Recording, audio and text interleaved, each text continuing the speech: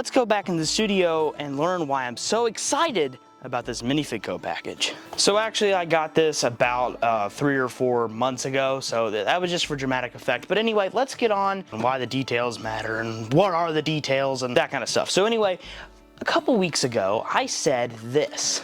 The real life version of this acts as a doorway to it.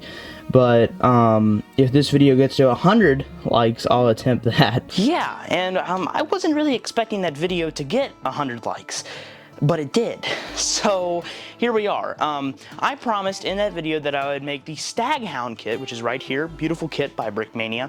I promised that I would make a door.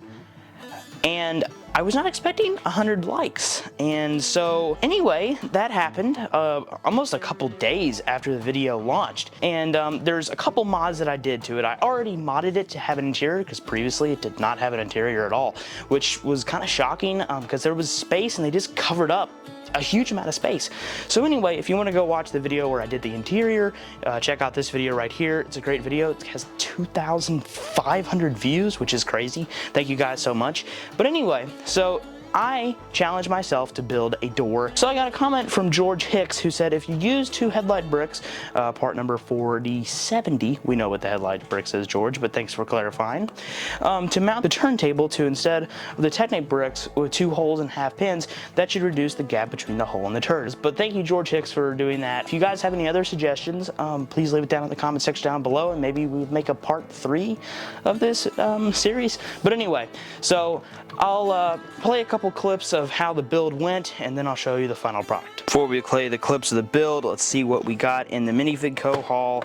And it was the World War II rations pack that they did a couple months ago, and I put some of the prints in the tank. So that's all that was, and I think it definitely adds a lot of detail to this build. Alright, so here's how it looks when I'm working on this thing, and this is partway through the build, and I'm trying to figure out how to put a door on you know, in this general area right there. So here's what I've come up with so far.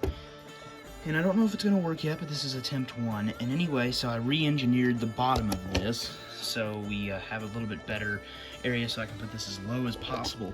And basically the idea is, you know, wrong kind of piece here, but put a couple of those there, and then you have a door that can be lifted up and down. And I don't know how it'll work up at the top yet, but that's what I got going right now.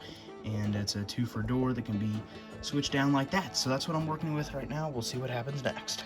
Alright, so at first I wanted to stay very, very truthful to the original Brickmania design, and this side has not been tampered with at all, in any way, shape, or form. I mean, still there's no door there, and everything's the exact same. So when you turn around to this side, things get a little bit more spicy, and I want you to see if you guys can find the difference between these two sides. So here's the original side. This is completely unchanged. This is like the official version. And then here is the side that I have tampered with. Ooh, stinky. So one, I lost the detail of the axe here, which is kind of unfortunate, but it really couldn't have worked without that. Anyway, I think we should get to the door. Do you still not see it yet? You still not see it? I mean, this might be hinting at it, you know what I'm saying? I mean, I don't know, we'll have to see. So you can easily turn that tank upside down like that, and then you kind of push it more out of the way, and you have a door here, which is on that hinge, inside to the interior. Oh yes, I fit it in. I'm so excited about that. So yeah, I don't know why the original designers didn't do this, because it's still sturdy. I mean, you know, and especially my design, it's a little finicky, but once you get it back locked in, I mean, it's locked in there and it's not going anywhere. So I don't know why they originally did not want to do that, but anyway, so you got a full interior in there, which I think we should take a look at the extra spicy details. Thanks to George Hicks, the gap is now not there. It's completely gone, and so thanks again, George. That was a huge, huge help. Anyway, but let's take the turret off, and it is, you know, still spinnable and everything, and yeah, so let's take that off. Removing the turret there, this little assembly right here, and these are the headlight bricks, so that gets it down just a little bit of a notch. You know, when you look at it from that viewpoint, it becomes a lot more clear how that's possible.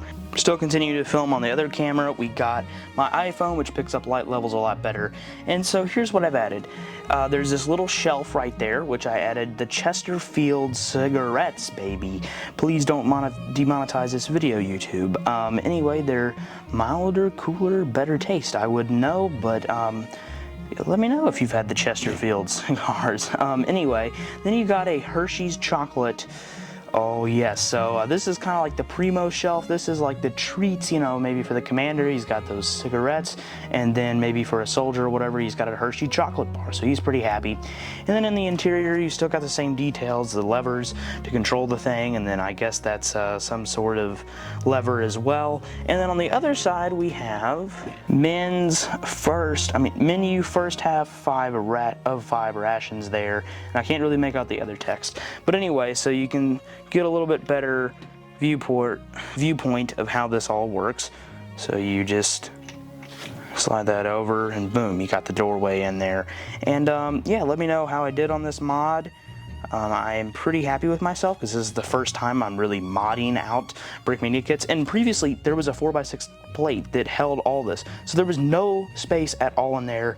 And now you can comfortably fit our lovely chap here. We'll set him on in there, and once I finagle a little more, we got him in there, and then you can of course set your thing back, which we have to put the tiles back. So with a quick little snap, he's back on there. Ooh, stinky, the magic of editing.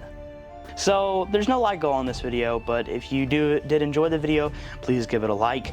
If you want to support me in other ways, just by watching this video actually supports me. But if you want to do that extra step, you can go over to brickafit.com and pick you up some stickers, printed elements, and of course your good old-fashioned minifigures. So yeah, if you want to go support me, it's just an extra step. You don't have to. I still appreciate you. Otherwise, just for watching the video, like, comment, subscribe, share, turn on all notifications. You know the drill, and that is a weird bug. Anyway, we'll see you guys on the next one.